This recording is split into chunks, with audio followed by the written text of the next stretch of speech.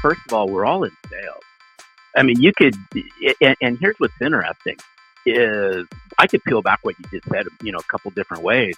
But here's the thing: is I go, I want to help people. I want to be a servant and all that. That's great. So do I. But at the end, right? If we don't sell anything, we don't have a business, right? If we don't sell things, then money doesn't move through the economy at the rate it does. The only reason why I'm sharing this, we got to understand the people skills part of this and the relational part of this. Welcome to the Waste No Day podcast, a podcast specifically for and about the home services industry as it relates to plumbing, heating, air conditioning, and electrical. More than a podcast, Waste No Day is a credo, a determination, a mindset. It is a never-ending discipline. It is a refuse to lose pursuit.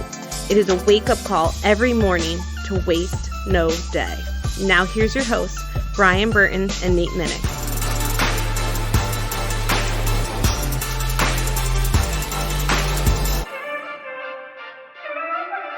Hey, welcome to another episode of the Waste No Day podcast. Your hosts, Nate and Brian, hanging out with you again on this fine new day. And we're looking forward to a new guest. Larry Levine, author of Selling from the Heart, will be joining us today to have a great discussion about what it means to sell from the heart, build trust, and hold yourself accountable. It's going to be a great show, and we're looking forward to it. But first, we're looking forward to Brian and what he has for us on our quote. There is no easy button in sales. Prospecting is hard, emotionally draining work, and it is the price you have to pay to earn a high income. Jeb Blount. Prospecting? This guy brings in prospecting out here in a quote? You know why I wanted to talk about prospecting? We don't talk about it on this show. Like, what do we talk about? If anything close to it, we talk about marketing. Right, yeah. Like, in this profession, we've made it okay somehow in the trades for the salesperson to allow the boss, the company, the manager, the marketing department, what have you, to take 100% responsibility for finding new clients.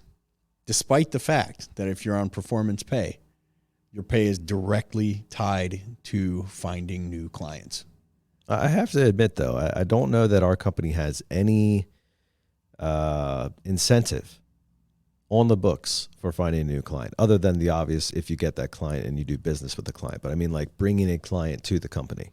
Right. And why, and not that we shouldn't, but from a technician's standpoint, from me and my truck standpoint, why would I care whether the company has a spiff program or not? I mean, are you asking hypothetically, or are you looking for a little bit of cash in your pocket? Well, what's today? February 13th as we record this. It's 58 degrees and sunny out today. Right? So if I'm an HVAC tech, am I loaded with demand calls? You, sir, are not. No, we're scraping the barrel for, we're fulfilling maintenance commitments for sure. And have a few demand calls, but we're not loaded like it, it's 12 degrees with 20 mile an hour wind. It's 60 degrees in the middle of February in one of the colder parts of the country. So wouldn't it be nice if my schedule was full of, we'll call them prospects, but clients who are friends of previous clients I've seen because I promote those people telling their friends about me so hard. Absolutely. That would make life a lot easier, wouldn't it? Yeah, because not only are you getting additional work and securing your future and ideally the company's future, but you're most likely getting similar clientele to what you're already serving, which in most cases is good. Yeah, and what Larry's going to talk about with us is relational selling from the heart, like building relationships and being relational with the people we serve. And the way you do that, let's say we'll keep it in the HVAC world. You're not a person who just responds to broken equipment, right? Most of the people listening to this from HVAC trucks should be people who move a lot of IAQ products. I don't care what you do, from comfort advisor to tech to installer to install helper. if you're in any kind of HVAC department, you should be talking to people who own or live in homes about cleaner air in their home in some way, shape, or form. I don't want to hear what brands you have. I don't want to hear what products you do and don't believe in. I don't care. If there is one that you believe in, if you believe that your area has a lot of humidity, you should be talking about dehumidifiers and moist basements, right? So don't look at yourself as someone who sits and waits for a call to come in with a broken piece of equipment or a maintenance call to be booked. Look at someone who moves indoor air quality products, whatever it is that you believe in, the one that you're passionate about. And maybe that's a lot of them and good, hopefully, but the one that you really want everyone to have in their home. And you should be talking to your clients when they have one put in to say, do you know 3 other people that might benefit from this? Are there 3 people that come to mind who you think would love to open their front door after a hard day at work and smell and feel the same quality air that you're going to smell and feel from here on out? Yes? Would you mind giving me their contact info? Would you mind contacting them for me? Would you mind helping me set an appointment with them so I can show them what we did here today? Is that crazy to ask for? No, I don't think it is. Although, I think it comes down to believing in what you're talking about there, Brian. Believing in the product that you're offering, because then it's not really an ask as much as it is a share. Yep. Like, listen, you're getting all the benefits and the goodness that comes with this thing, this service, this product, not to mention my personal services. But let's take this same thing to somebody else who could also benefit from it. I mean, that's, like you said, Brian, opening up that front door or turning on that shower or flipping on the lights or whatever it is, the benefit that you have provided, the question that you have answered, the problem that you have solved. You're simply saying like, hey, here's an opportunity for somebody else to have this same good thing that you have right now. Let's make that happen. Right. And, we're doing this video contest right now between the 1 hour Ben Franklin, Mr. Sparky brands, where whoever gets the most pictures and videos with clients. So like video and picture client testimonials at the end of, what was it, a month? Mark. Yep. 30 days. Yeah. January 15th to February 15th, something like that. Wins a Team Believe belt, just a tri-brand game. And we're pretty far ahead as far as I know. Not the biggest shop participating, but we're in a substantial lead. And now this is me making fun of the rest of you who are listening. Yeah, kicked your butts. I think we're around like 700 points or something. And you get Bro, you've been in Texas for a little bit. We're over 1,000. Are we really? Yes, sir. Goodness. So we're around 1,000 points. You get 3 points for a video and 1 point for a pick. And our techs have just been going crazy with it. Our clients have been having a blast with it. They're doing, they're making jokes out of it. One client put a Deadpool mask on and showed up to talk about his new HVAC system as Deadpool. And they're just having a good time with it. But we went from a bunch of techs who were like, I got to ask people to take a picture. Like, they don't want to take, to all of a sudden they're making just a big game out of it and having a blast. And it's like easy to do for so many of our people now. And in the beginning, like anything, it was nerve-wracking and scary and, hey, I won't be able to do this. So how's it that much different from asking people for referrals? Oh, that's what it is. Yeah, well, it's a little different because we're not like, that question isn't coming out overtly, but basically You're saying, hey, if you liked your service so much that you're willing to get on camera with me and do it, which is actually a harder question. Much harder than saying get cough up, throw 2 of your friends on the altar here. Much more difficult to say, take a video with me. And they're bringing their dogs in and they're bringing their kids in and they're just having a blast with it all.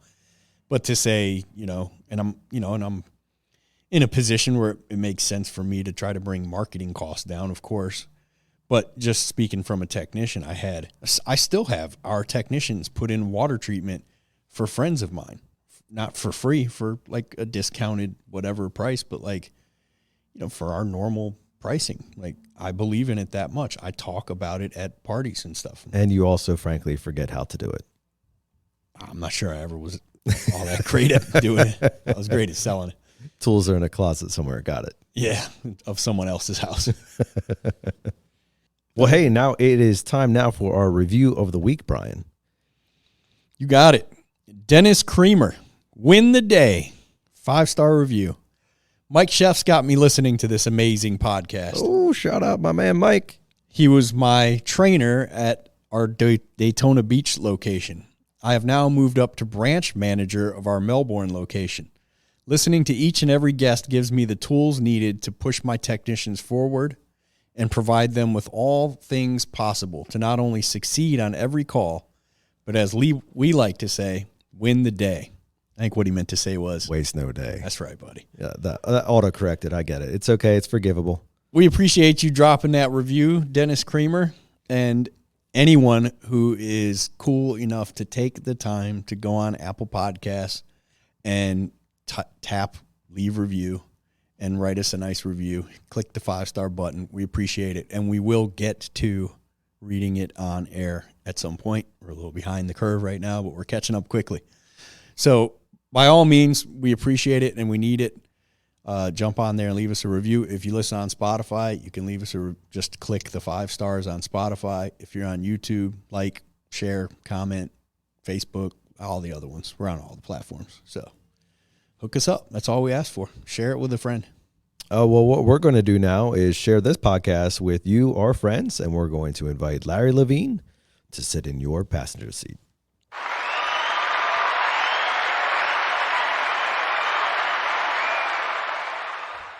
Our guest today is Larry Levine. He is an international best-selling author of the book Selling from the Heart and co-host of Selling from the Heart podcast. With 30 years of in-the-field sales experience within the business-to-business technology space, he knows what it takes to be a successful sales professional.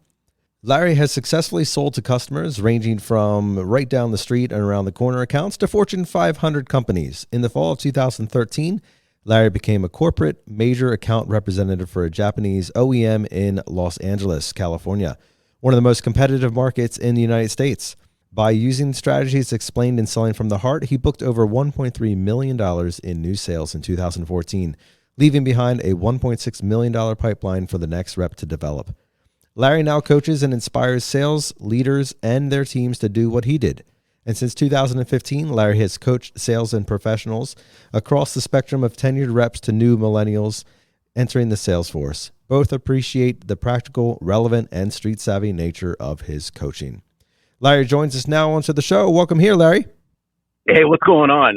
I've been looking forward to this. I've been looking forward to it as well because I read your book, and I'm guessing Nate did not. What do you mean? That's correct. How dare you? Of course he didn't. Hey, come on, guys. What's the deal? I was waiting for the autographed copy to give to Nate, and it never came yet. So that's what it was. That's what he was waiting for. Hey, Nate.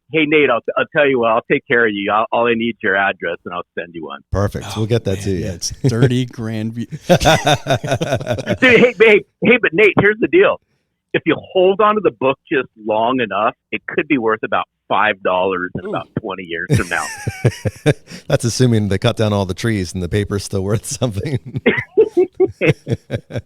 Yeah, well, so I actually had told you I'd finished the book last week when I was in Texas with my wife. Sorry, but actually was cleaning out my garage yesterday and just went to Audible to get the next book and realized that I had just finished like chapter 7. But you ended the chapter like, wow, I can't believe we're here already. And I think, you know, in whatever chaos I was dealing with, I thought that was the end of the book. I think there were like 2 chapters left. So I finished it. Actually, yeah, you're right. Yeah, you're right. If you're at the end of 7, no, there'd be 8, 9, and 10. There'd be 3 chapters. 3 chapters, okay. But it was perfect because it was like probably around 2 hours, and I cleaned out my garage, wrapped it up. Last thing I did, other than watch the Eagles lose the Super Bowl last night, and sorry, that's a shot at Nate, our big Eagles fan here, and went to sleep and woke up.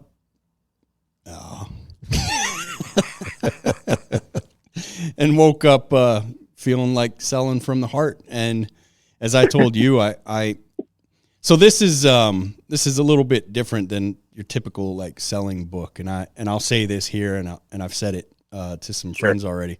This is the best selling book I've read since Never Split the Difference. Wow, which is probably my favorite selling book. So as I was saying to some buddies who were asking if they should read it, it's not a like Never Split the Difference. It's not a like selling strategy book. It's like a how to be a better salesperson, how to be a better person, one, but salesperson, two, more than like how to sell more. But the result will be more and bigger sales. So big fan. I'll be highly promoting the book, and I appreciate it, man.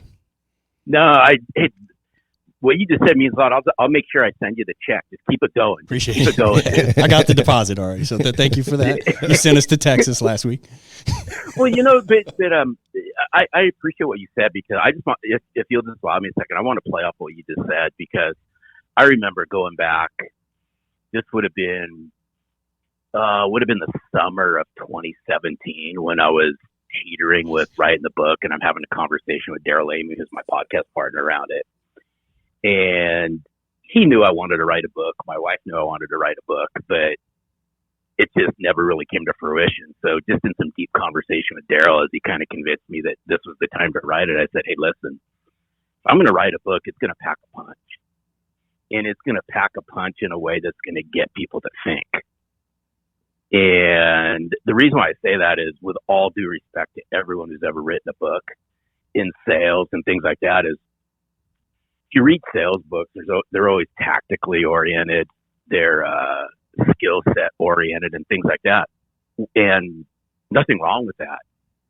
But I wanted to take somebody on a journey if I was just sitting right next to them, having a conversation.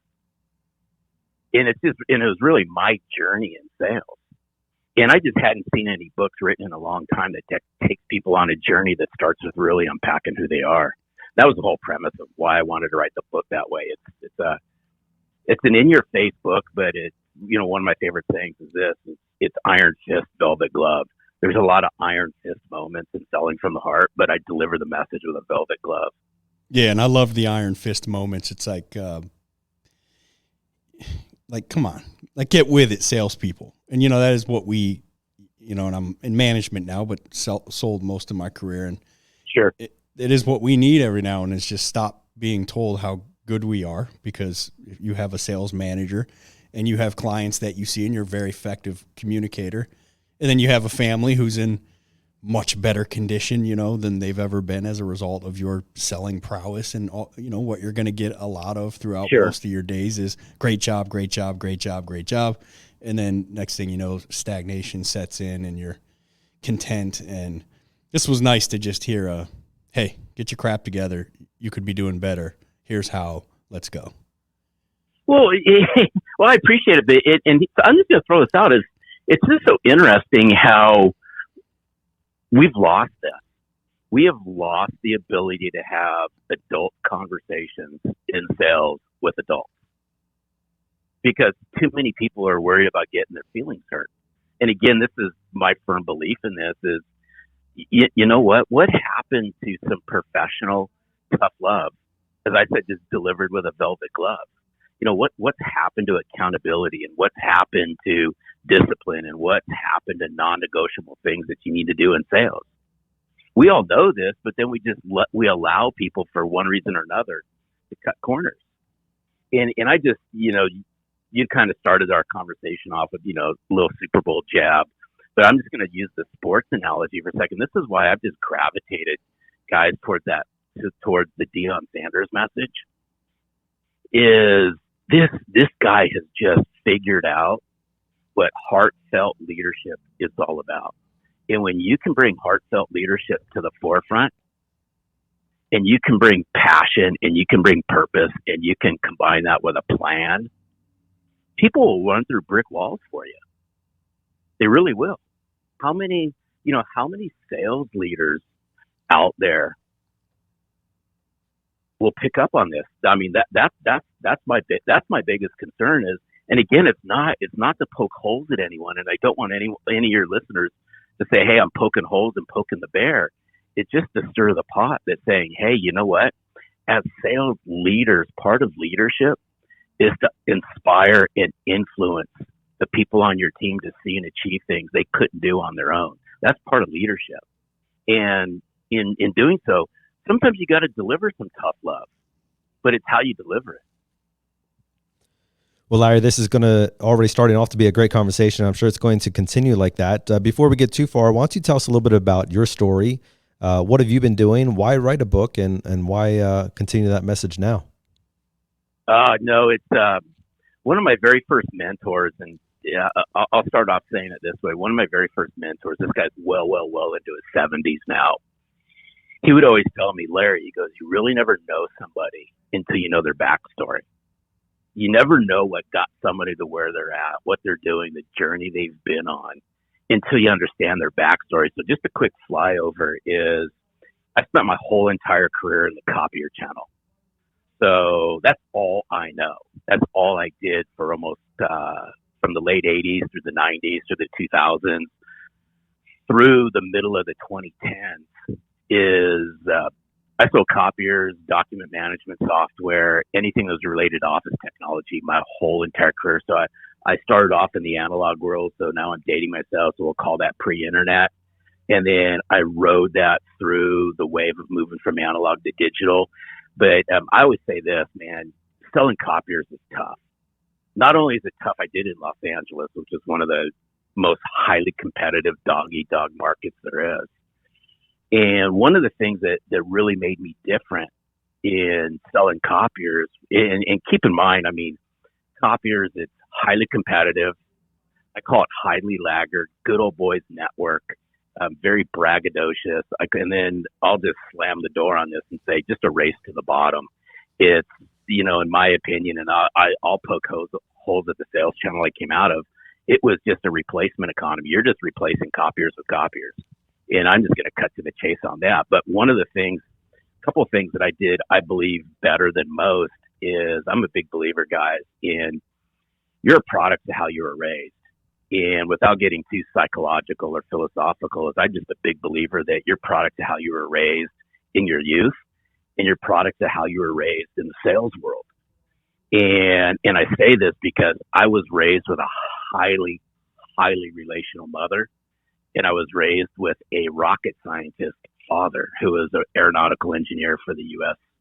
Air Force. So he studied liquid jet propulsion on the space shuttle and F-14 fighter planes and things like that. So that's what I had to grow up with. And I share all this with you because what made me different and what made me so unique is I combined authentic relationships, what I learned from my mother, and I combined it with meaningful business value. And that's what I learned from my father. And I brought the relationship angle and I brought the smarts angle and I smashed it all together. And I had a very successful career in the copier channel until the day I was career adjusted at 50 years old. So that's 8 years ago. And at 50 years old, I found myself without a job. And I had to figure out, what the heck am I going to do at 50 years old? And I thought to myself, you know, maybe the man upstairs is telling me something. And I spent a little bit of time figuring it out. And my wife said, you know, enough figuring it out. You got to figure it out. And my wife is the CEO of my house. And I said, yes, dear, I will figure this out. I made one phone call, and that was to Daryl Lamy, who's now my podcast partner. And after a lengthy conversation with Daryl, he says, you don't need to go back into the sales world.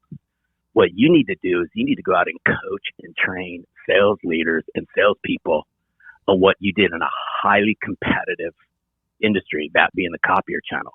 I'd never coached anyone before. I'd never managed anyone before, never started a podcast, never written an article, never publicly spoken, and never written a book. But there's one thing that I did is I doubled down on myself and I took a shot at myself. And I started to just share my message. And again, never publicly spoke, found myself speaking in front of a large group of people in the copier channel. And one thing led to another. I'm a big believer. Things happen for a reason. There's the right people in the right spot at the right time. And here we are 5.5 years later. I started the Selling from the Heart podcast. I wrote my book, Selling from the Heart. and built a big, huge movement just based on bringing back authenticity, integrity, and trust back into the sales profession. And fellas, that's the Reader's Digest version of this. Fantastic, Larry. If you could kind of, summarize this for us. I mean, the world already has a gajillion sales books. What makes yours so special?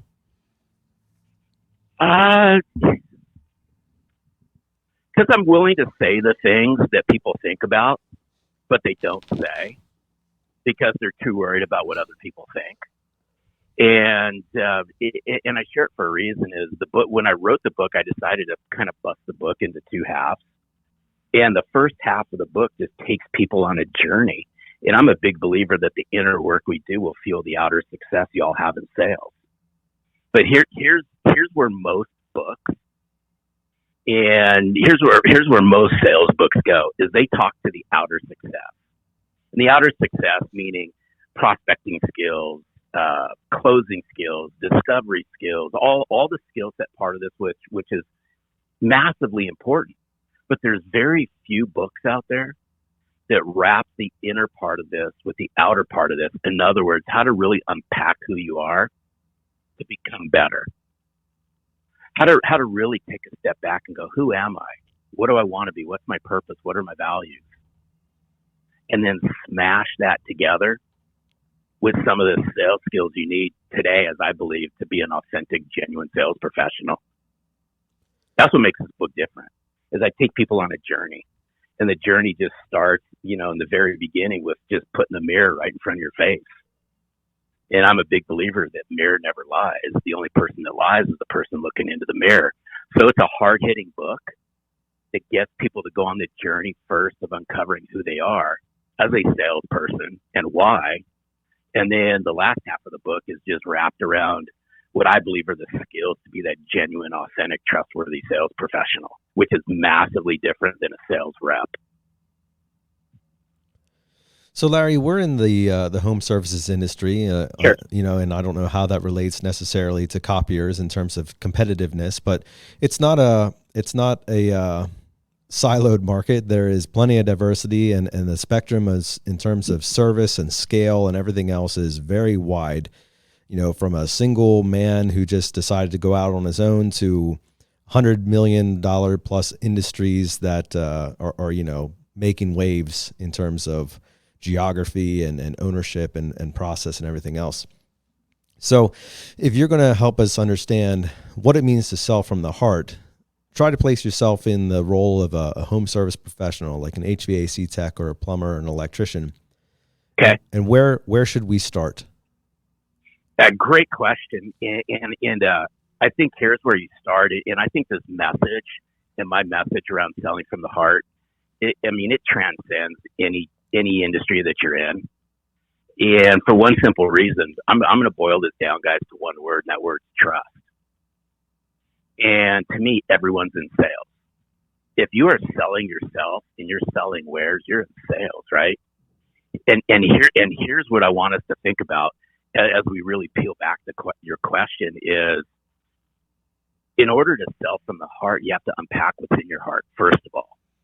And then the second thing you really have to uncover is, if you're going to sell with your heart, then you got to understand that we live in a world today, and this directly applies to your question, is we live in a world today where they just don't trust anyone, correct? Trust is at an all-time low. Would y'all agree? Absolutely. There's a ton of cynicism and skepticism and defense when it comes Right. to anybody trying to take money from you. Right. So now I want to hone in on your channel and just share a quick story, right? Whether that be plumbing or whether that be HVAC. Will you allow me to do so? Let's go. So cool. Thanks. So I'm going to use a real world situation that brings out trust and credibility. And this story I just lived through about 3-4 months ago. So I had to redo the main line in my house. You're all familiar with that, right? Yes, sir. So this thing's been an ongoing issue for years now.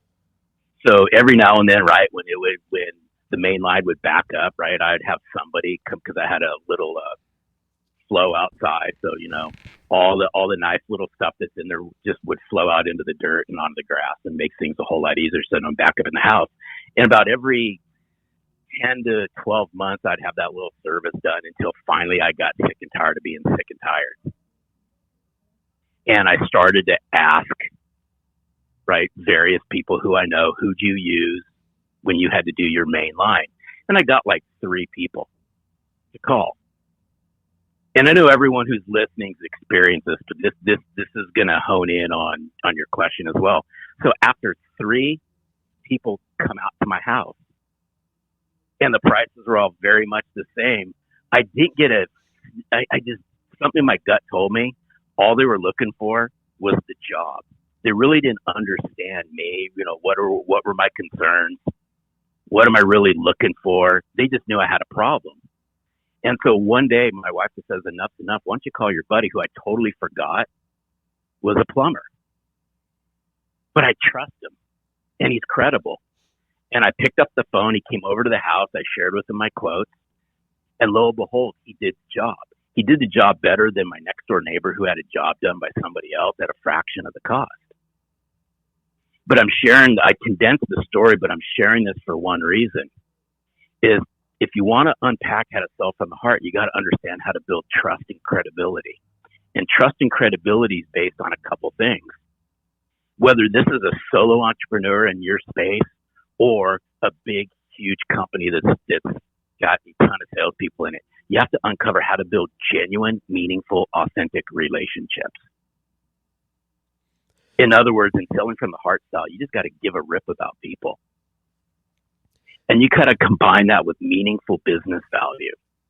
And that meaningful business value is you got to spend the time to educate people, engage with people, bring them insights. And yes, that can even be done in your channel that you all operate in. It's taking that transactional philosophy and moving it to transformational. Because we all know, regardless of whether it's your industry, your channel, the channel I came out of, we can insert banking, we can insert finance, we can insert insurance. It doesn't matter. Trust and credibility are at anemically low levels right now. And rightfully so. People just don't trust people. But when you can unpack how to build relationships, which is the people side of this, and how to build relationships and bring meaningful value, watch what starts to happen, how fast y'all start to close deals.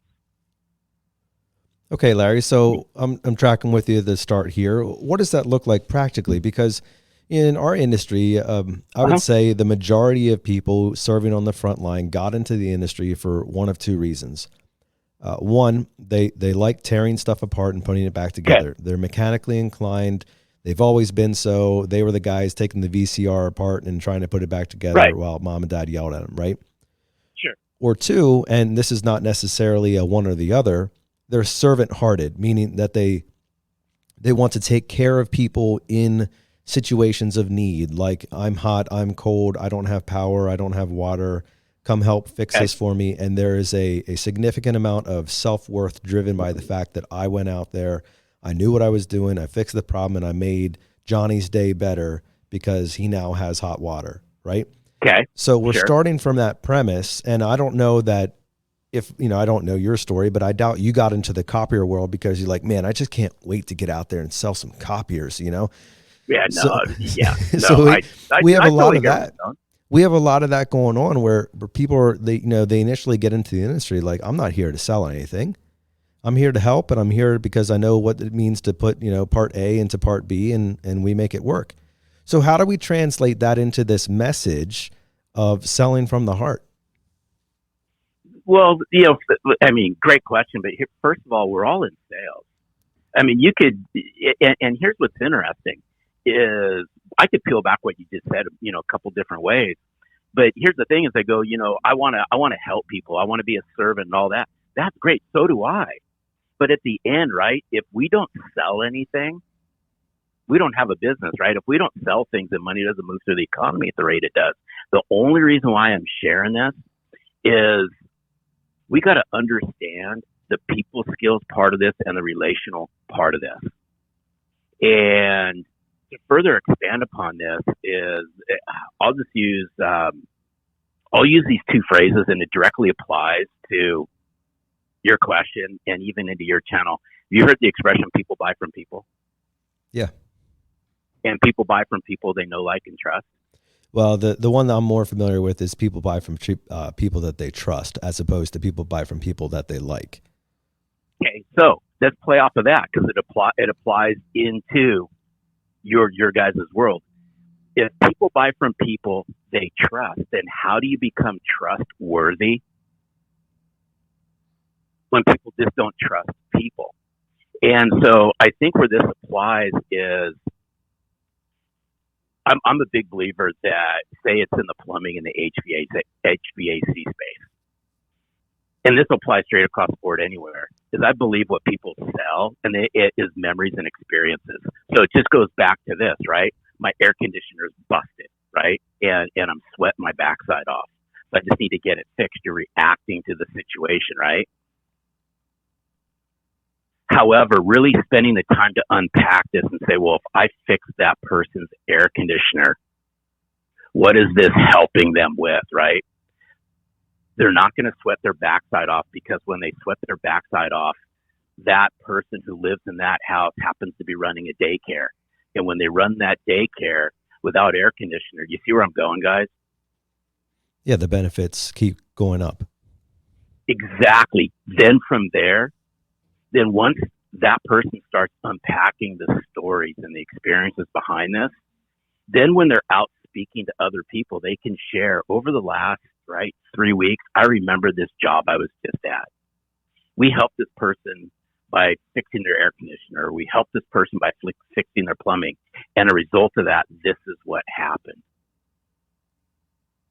Now we can apply that right into your world. It's just moving from that transaction-oriented, this is broke, it needs to be fixed, to this is broke, when I fix it, this is what happens. Well, help me understand, Larry, because, in your scenario a couple months ago, you needed your main line fixed. You called out 3 guys.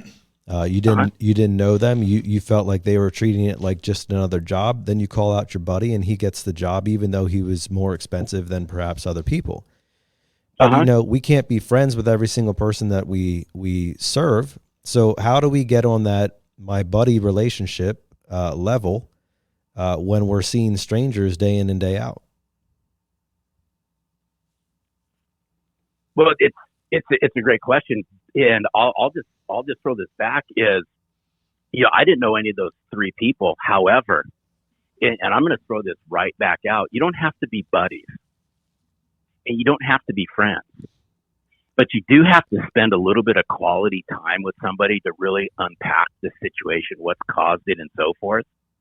I don't have to be friends with everybody, and I think you'll agree with that. But what I do want us to key in on is you have to be respectful, and you have to build credibility right up front, and that's how you carry yourself. And I may not have ever, and to go back to your question, to go back to the situation, I may never even have called my friend if any of those 3 people would have carried themselves in a way where my gut told me they were really looking after my best interest as opposed to just making the sale. And then here's another thing that comes out is how many times in conversations, whether that be in your line of work, where I came out of, or anybody in sales goes, just to be honest with you, or trust me when I say this. And the minute I start hearing that in the very beginning, red flags go up. Would you all agree? Oh, yeah. Like, why weren't you being honest with me the rest of the time we were talking? Exactly. But but again, I don't have to be friends with you right up front. You don't even have to like me right up front. But what I do want people to really keep in the back of their mind is, how do I build trust, and how do I build credibility real quick? Yeah, just being an authority would do the trick, like seeming like an authority, because you can go to a doctor and see a doctor who's super warm and kind and knows his stuff, but he connects with you, and you're going to have done whatever he says to have done. Or you can go to a doctor who's not the warmest and kindest, but is so clearly an authority that whatever he or she says, you're just going to have it done. It's when you have someone who's kind of neither, that you, a person who might not get second opinions, typically all of a sudden have a strong urge to call another doctor. Yep.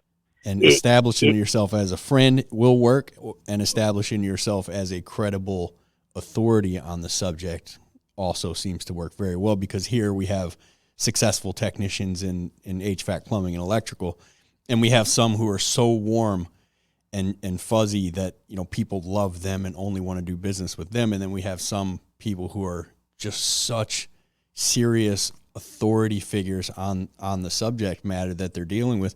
They don't get all that friendly with their clients. They tend to be in and out a lot faster, but they do lock up the work at the same rate as the really friendly guys. Sure. And to play off of that, there's a couple words that come to my mind real quick. And it's how fast can you connect to somebody, and how fast can you relate to somebody? And that plays out a huge portion in this as well. If I can connect to you right away, if I sense you have my best interests at heart, and if you can relate to my situation that I'm in, and you do it with empathy, and if you do it with sincerity, and throughout the book, and I know you've read it, is, you know, I use the term giving a rip. If that comes across, then then people, you know, start becoming comfortable. And my big belief is this, is the more comfortable that you can make somebody feel about you, the more comfortable they become. And the more comfortable they become, the sooner they start sharing, I'll call them business secrets, or the sooner they start opening up to you. And that's what you want, isn't it? Absolutely. It's like here we're among maybe the most expensive in town, probably, you know, top 3 for sure, in our area. And we beat out companies 30% less than us on quotes day in, day out, because, you know, like you're saying there, you might have had your friend over to do the job, and you might not have 100% believe your friend is the best plumber, or that you were paying the lowest amount. Yeah. But you're cool with your friend. Your wall is down when your friend walks in the door.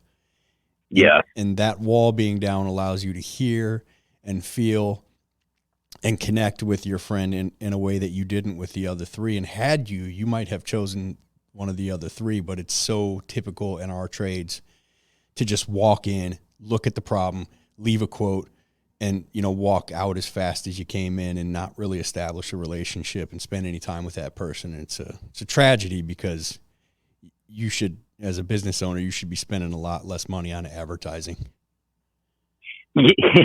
True. And that's why I'm a big fan of, there's a book that came out about 10, 11, 12 years ago. The book's called Slow Down, Sell Faster. And it was written by a guy named Kevin Davis, who actually came out of the Copier Channel as well. He's got, you know, he's got a couple of years on me. But what's interesting is just that title plays out so much, is what would happen if we actually slowed a couple things down in order to actually speed things up. Instead of just meeting somebody, isolating the problem, and right, you isolate the problem and it takes 5 or 10 minutes, you know, to know what the problem is, and you immediately go to a written proposal and you drop it off. What would happen if you just spent an extra little time with that person in breaking those walls down, in building that trust, in building some credibility, spending an extra little bit of time with them? Hey, when we fix this problem, here's what you can expect. And after we fix this problem, here's what you can expect. And along the way, I'm going to keep you informed, and I'm going to keep you updated as to exactly what's going on. Because I'm a big believer that perception's reality. And in the world where trust and credibility is so low, people's perception of the sales world, people's perception of the industry I came out of, people's perception of the industry y'all are in, I mean, the BS meters are at all-time highs. So if we can just step out, instead of looking at this as a transaction, look at this as, how can I turn this into a moment where then once we agree, that person then become a raving fan. And that person's going to tell somebody else, and that person's going to tell somebody else, and that person's going to tell somebody else. Okay, so and that's what people crave. So Larry, is this trainable, right? Is this built in? Hey, listen, Brian's a trustworthy guy. He just has that look and that tone and that smooth way about him that like he just makes walls fall down when he walks into the room. Mm-hmm. Or can I look at Brian or Larry or whoever it is and I can say, okay, well, these are the strategies, the tangibles that I can actually employ to make trust building occur faster? I believe it's coachable and it's trainable. And these are, call these soft skills, but I'm a big believer that soft skills, I can lump this in and call them people skills, will actually yield hard dollars. Totally coachable, totally trainable. It's just, to me, it hasn't become a focus for a lot of people. And I'll share with you why. If we look at things from a skill set perspective, we coach the skill set, but we don't coach the what I call heart set, and we don't coach the mindset. But yet we use the phrase people buy from people they trust. This requires people skills. And I remember, this goes back a couple years ago, I was talking to a sales leader and said, we've done a great job, insert name of company, in training our salespeople around the sales process and so forth. But what we've missed the boat on are people skills. Because we assume, and think about this for a second, and this was a direct quote. He goes, we assume that our salespeople understand how to build relationships, and what we sorely found out is they really don't. Is we assume, right, as adults, we understand how to build relationships, so we just don't coach and train to it. So where do people really learn this? They learn it from observing others, or they learn it by what I call baptism by fire. But what would happen if we actually coached and trained salespeople on how to build people skills, on how to build relationship skills, and how to bring some of this to the forefront? I'm a big believer we can do this. We double and triple sales results. Right. So this is the crux of the problem, though, right? So you had a father who was a rocket scientist and a mother who was a relational savant, and of course they get married because that's what opposites do. But in our industry, though, I would say we tend to have a lot more rocket scientists. Yeah, engineering type mindset. Absolutely. Then we do the tell me about your feelings and let me help understand why this matters. So if you would imagine your father getting into an HVAC truck, and you trying to help him understand your mother's perspective, which I'm sure was comical at times, whether you knew it or not growing up as a kid, but like I can just imagine. It's still comical to this day, and they're both in their 80s. So I can just imagine, the fireworks that occurred in that relationship. But that's what we're trying to do. We're trying, in many ways, we're trying to get that engineering mind guy to become the mom over here in such a way, because we know and believe that the relationships, the trust, and everything that comes with the relational EQ is so important. And of course, we need the engineering mindset, but that's already established in many ways. And now we're trying to go the other direction, which in terms of hiring, we've actually made a significant shift over the last several years of hiring more people like your mom and trying to train them like your dad. Yeah. And so we have both of these directions going, and we're trying to figure out how do we get everybody more centralized with both skill sets. So where do we begin on that? What does that look like? Yeah, boy, I'm a big believer y'all need both. And I'm going to say that, again, I'm not the smartest whip out there. I wasn't the most strategic. I wasn't the smartest salesperson out there.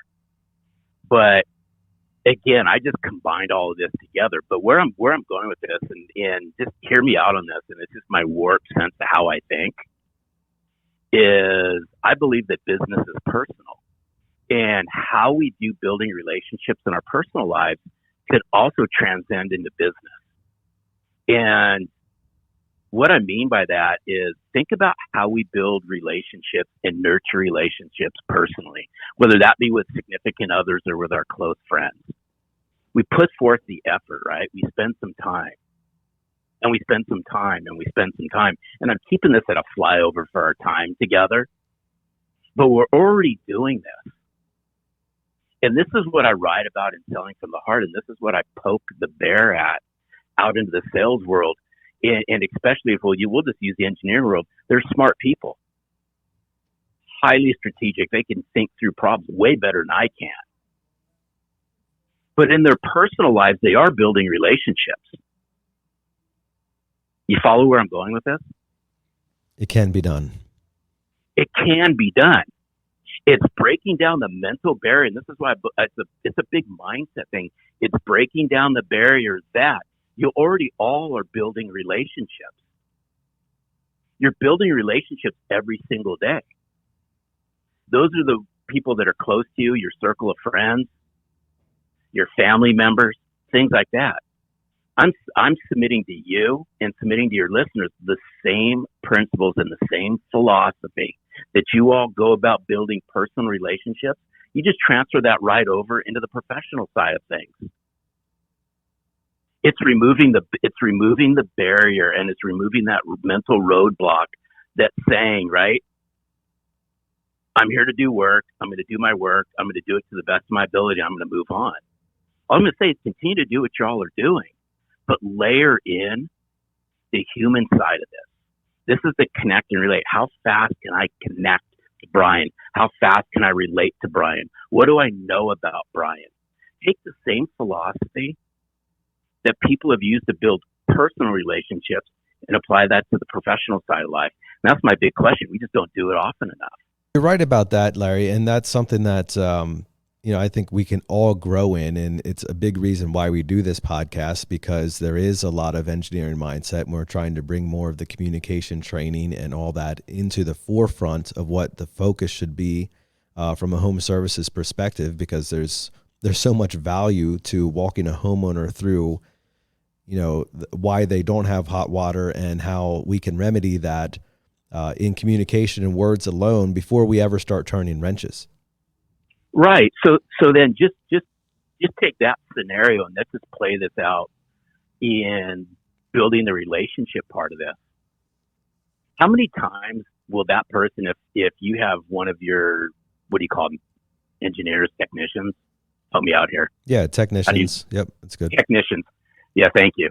Let's just say one of your technicians goes out and remedies the problem. They can remedy the problem without building any relationship. They can get the job done. It's going to be right. Everything's going to be cool, and they're going to go on their merry way. However, what would it be like if that technician not only remedied the problem, brought some personality to the forefront, connected with that person? As they were doing it, got to know them a little bit. To the point where afterwards, that person not only felt confidence with that person, that technician, also felt like they knew that technician. And then afterwards, they left such a good impression. They told 5 other people exactly what had just happened. The memorability quotient. The memorability quotient of this. And that's what I question a lot of people in there is what would it be like if technicians in your industry, inside your company, started to leave those memorable moments? And it doesn't require a lot of time, and it doesn't require a lot of effort. It's just showing that you care. And I know they care, but it's then taking this and just throwing, one of my favorite hot sauces is Frank's Red Hot Sauce. And we all know the theme behind Frank's Red Hot Sauces, right? We put that blank on everything. And what would it be like, and you can fill in the word, right, Brian? Sure, yeah, we did the math. Yeah, you get where I'm going. I passed the sticky note to Nate because I don't think he caught on there, but he's got it now. Right, but it's that word that starts with an S and ends with a T, and you can fill in the blank with the other 2 letters. Right. Right? But what would Salt. it be like? No. There you go. Not. But no, seriously, what would it be like if a technician threw a little Frank's Red Hot Sauce on the job they were doing and actually spent a few extra moments in bringing a little bit more care, a little bit more comfort a little bit of their secret sauce, which I believe could be brought out of each and every person, to the point where afterwards that person says they happily pay that invoice on the spot.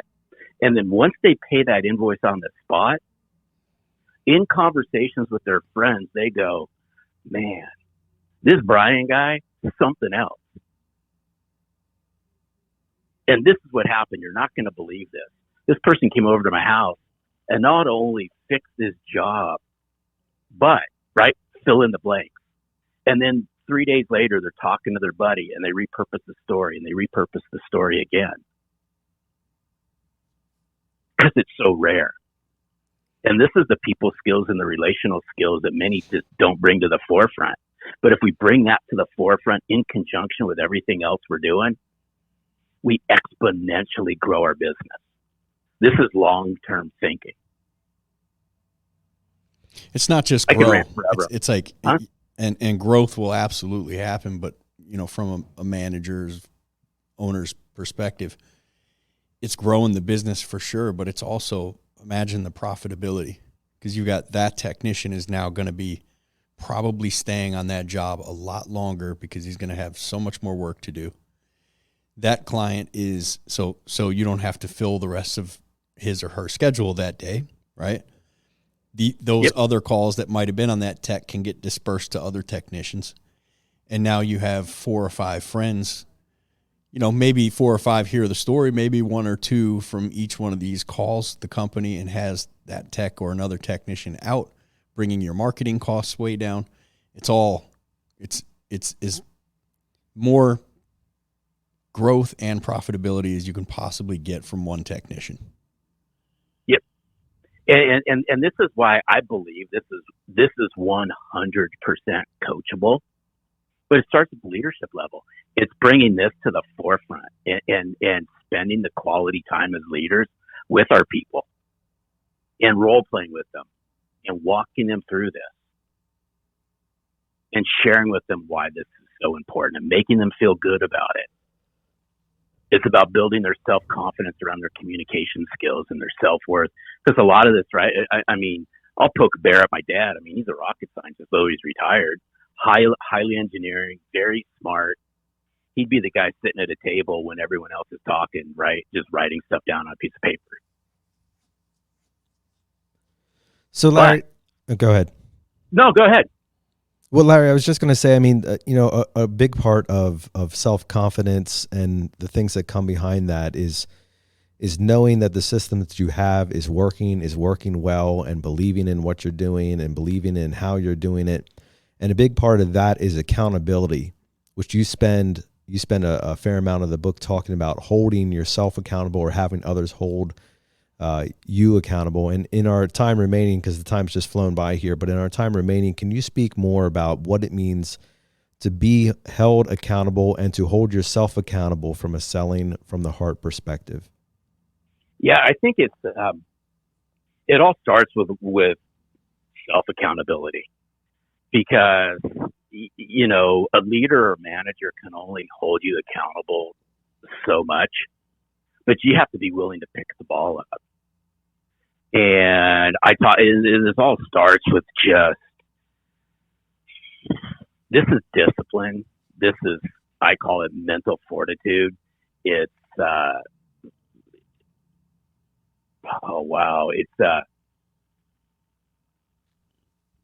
you do it because you care. And it could be coached and it could be brought out.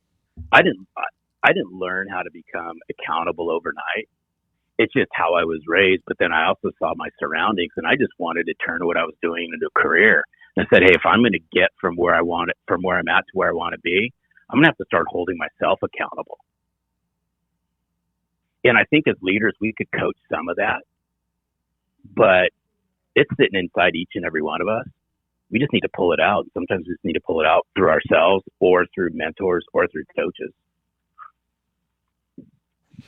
So how do and bringing it in for a landing here. Sorry, buddy, I beat you to it.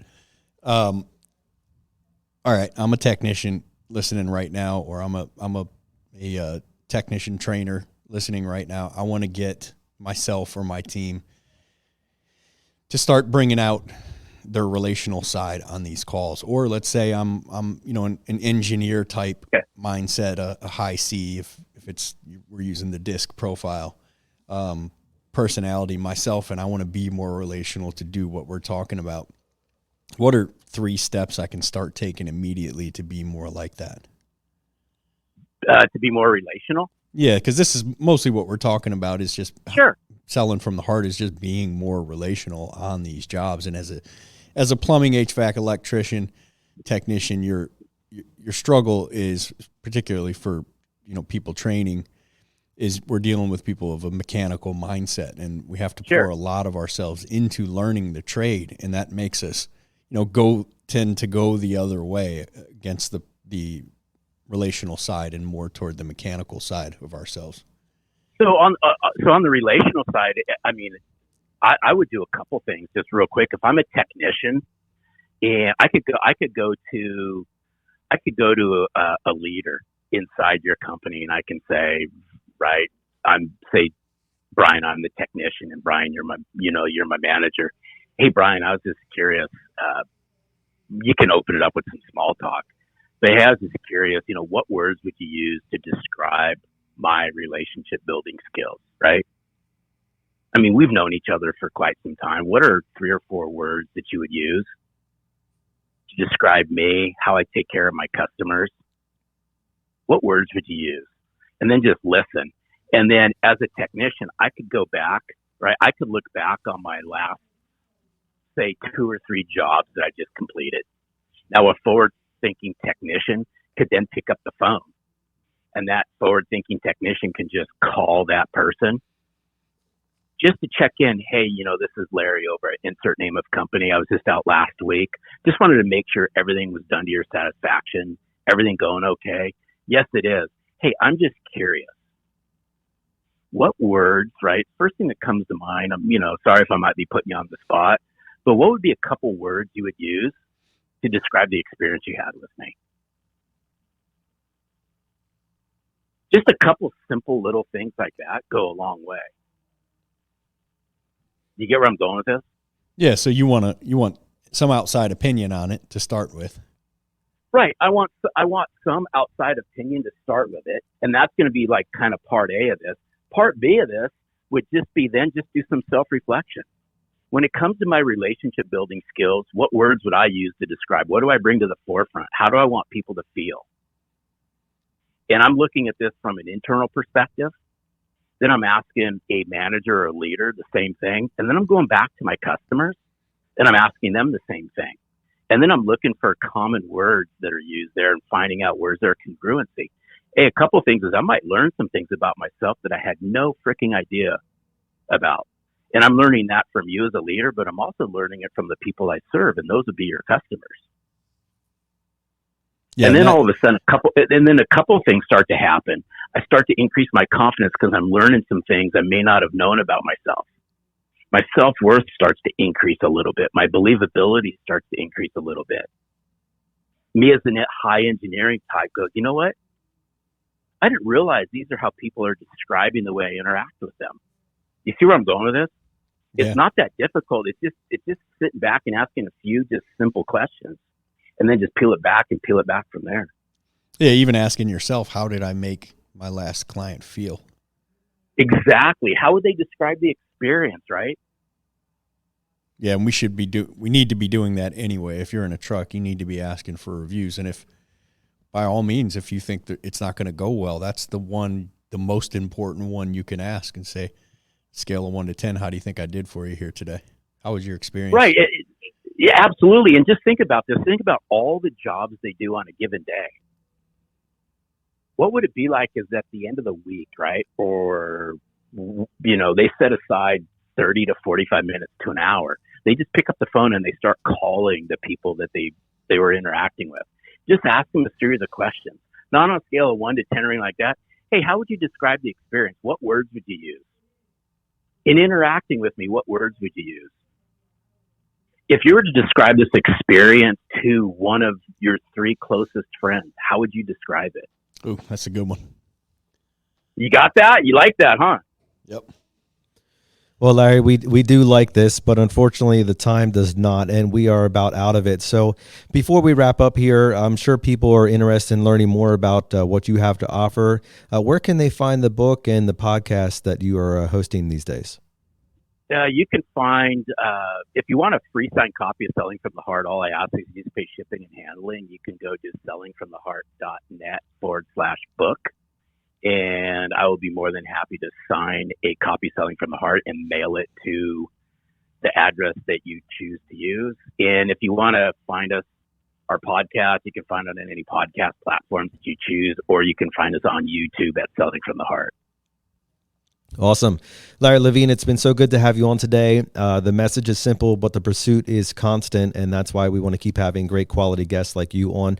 Thanks so much for spending some time with us today. We've appreciated not only your insight, but also taking it to our level as HVAC technicians and plumbers. And the last thing I want to ask you here is, if you could tell our audience one final thing, like the biggest thing that you saw make a difference in your sales career and getting better and whatever it is, what was the thing that you would challenge us with?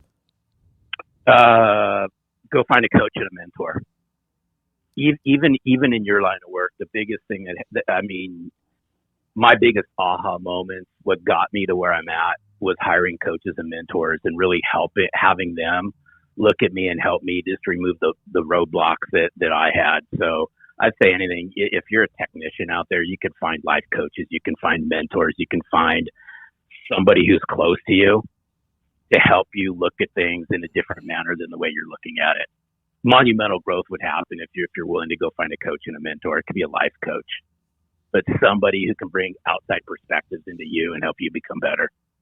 Solid advice, Larry. We appreciate it so much. Thanks again for being a guest on our podcast today. No, I appreciate it. My pleasure. Hey, that's a wrap for this episode. We hope that you enjoyed your time with Larry Levine. I know he had a lot to offer, and that was just scratching the surface. Make sure you check out his book. He did mention his website there, Selling from the Heart, I believe he said .net, and /book. You can get your own copy of that. Comes highly recommended from Brian as one of the best sales books that he's read in quite some time. And we were privileged enough to have the author join us today. I also liked Larry's closing words there.